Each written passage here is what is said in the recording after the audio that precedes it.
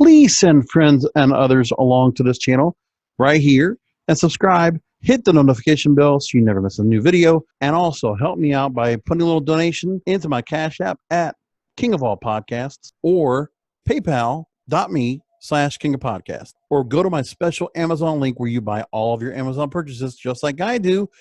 KingofAmazon.com. That's KingofAmazon.com. Remember, King of Podcast shops at KingofAmazon.com. Did you know the sports industry was worth $50 billion? Wow, that just shocked me when I saw that. But when you think about, that's the one thing that really stands out to me the most of this entire pandemic is how we've lived without sports. And sports has been a lifetime for me. Like, I played sports. It might not look like it, but I did play basketball. I did play football. I did play baseball. But you played all those sports. We tried soccer and things like that. Maybe not played professionally. I did play basketball, in high school, but it wasn't great. But either which way, we like playing sports. We like watching sports. I'm a big football fan, big basketball fan. Was a baseball fan until the 95 World Series when they didn't play it. Things like that kind of pissed me off. But the thing is, sports is part of our lives. And we have so many sports channels, so much sports news that it's the great distraction for many men and quite a few women as well to enjoy. We haven't had it. And to think that what we've had right now is all this Zoom conference stuff where everybody's just talking, and just having that greatest of all time type talk. And I'm like, what? Or you're hearing about the draft, because, the draft was coming up forward, and we had that, and that was not bad. We are finally getting a little bit of sports now. Professional wrestling, I know it doesn't count. Got it. But we do have NASCAR coming back. NFL has released their schedule. The sports is not going to go away, but people are worried about the money that was being made in the sports industry. And this is what Bloomberg talks about. We're going to take this story right here. Will coronavirus break the $50 billion? Keep that number in mind. Wow, that's a crazy number. $1 billion sports media industry. Here's what we got. So sports leagues are waiting to when to restart. So tens of millions of people are paying for basketball, hockey, baseball that's not being played. I already paid for FAU football season tickets. I know that's not the hot ticket, but that's what I got. And Attorney General of New York demanded cable satellite operators stop charging customers for live sports programs. Many of those companies include Charter and Comcast. They would love to provide. They said they would provide a refund, but the one problem is they're still paying for sports too. This is how Bloomberg phrases it. The sports media business is like a Jenga stack. Sports leagues and teams fund their operations with money they get from TV networks. TV networks can afford the rising cost of live sports by charging paid TV operators higher fees to carry them. Then they pass along the cost to the customer. Capitalism, yay. Anyways, little desire to upend the business worth $50 billion. NFL alone generates $5 billion from their TV deals from 2018. ESPN, the most expensive cable network in the U.S., which I don't watch really at all. Really, that's kind of funny. Except for a couple of college football games here and there and some NFL. But really, I'm only watching for live sports on those channels. I'm not watching for all the other stuff around it. But yeah, it's the most expensive. Think about that.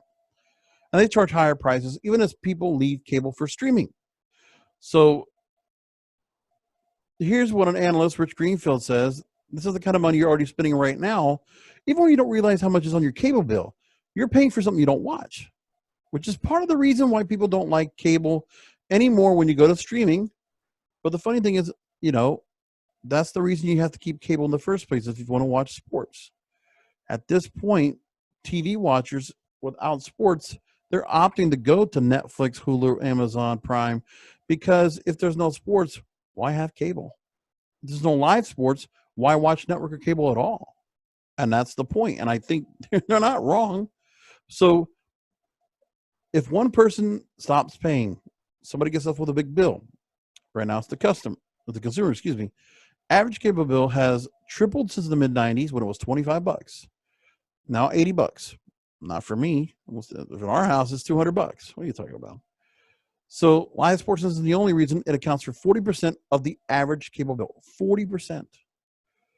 Talk about cable cutting. And this is going to happen more. You watch, because people are now detached from watching sports like they normally do, like it's a habit.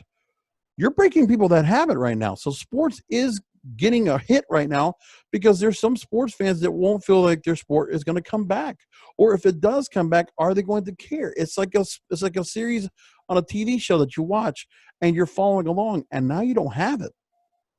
That's a big problem, and there's no answer for it. So again, in cable, this is why the streaming networks' digital disruption has made so much of a difference. And this is why ESPN and others have gotten into the room of trying to create sports for themselves. So here's another part. People who do not like sports have always paid for cable networks they didn't watch. A growing number of people have decided this bundle doesn't work for them. Cord cutters, more than 80 million households still pay for some kind of cable or satellite package. Now, part of it is because you have other TV channels that you want to have the access to stream online if you have the cable subscription. Really, you're only holding on the cable in some cases it's because it's a better subscription to some of those paid channels that really give good content. So you're talking about HBO or Showtime, you want to hold on to those. And Stars. Don't forget Stars. So now the other problem is, what's the other twist of the argument is going to be is the fact that nobody can go to the stadiums to go watch games. So now everybody's watching from home. That's the whole problem. Nobody can go and take their gear, go to a stadium and go watch. They can't even go to a sports bar, some of them, without the issue of having to go social distancing and limited capacities in the bars and restaurants. It's another problem. So you're limited on where you can go to watch the game with others, and you can't go to the games themselves right now. We don't know for how long. I'm hoping sooner than later, because if the NFL is going to start back up, and so is the NBA and others, then that tells you they're going to try to do things to try to create the opportunity to get people in the stands as many as they can. The leagues remain adamant they're going to play this year, and the NBA would love to host playoffs over the summer. We're talking about Disney Wild World of Sports, so it will be under an empty arena, which they can do that now if they want to, and I can see it as a viable option. National Football League swears it will be up and running by the fall. And listen, they put the schedule out. They're set to go. I already saw, as a Buccaneers fan, Tom Brady, Rob Gronkowski, and now all of a sudden, it was hypocrite media. It's just as bad when it comes to news media. Sports media is just as bad, because then now you have, what do you got? Oh, okay. So Tom Brady and Rob Gronkowski are now on the Buccaneers. They didn't give a shit about the Buccaneers. Now, we're going to put them on 5 times on primetime TV. Anyways. But hey, it's that kind of industry. What can you do? Dog eat dog. I don't like it. I'm kind of an underdog kind of guy, if you can tell. So anyway, the media business never anticipated where there would be no games would be out, strikes or work stoppages, and also contracts have conditions stipulating leagues to deliver a certain number of games to get paid.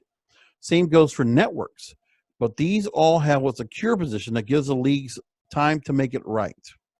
The longer this trauma goes on, the longer we don't have sports, the more pressure we placed on leagues, networks, and operators. Local baseball teams, they're offering refunds to fans for tickets to games. That won't happen, but only for the month of April. They're going to hold on to it as long as they can. An interesting story I got to talk about, and I talk about this on the Broadcasters podcast on my other show, which is a weekly show. Concerts. Live Nation actually has a study that came out with 8,000 different people that went to live events. They asked them, what are you going to do with your tickets for the concerts you're going to go to, the events, the festivals you're going to go to? And 95% of them said, we're going to keep our tickets as they're postponed. We're going to use them later. 5% have asked for refunds. Of Ticketmaster, 5% have asked for refunds back. Everybody else, of tickets that have been sold, they're not giving them up. They're not asking for refunds. They're waiting for the events to happen. So they're going to put their investment in, but they're going to hold on and wait and see what happens. That's great. Now, the odds increase that a pay TV operator stiffs a network or a sports league, and then you'll have issues coming forward. But that's an interesting story right there to see. I don't know what's going to happen with it, but keep an eye on things. It's going to be rough, folks.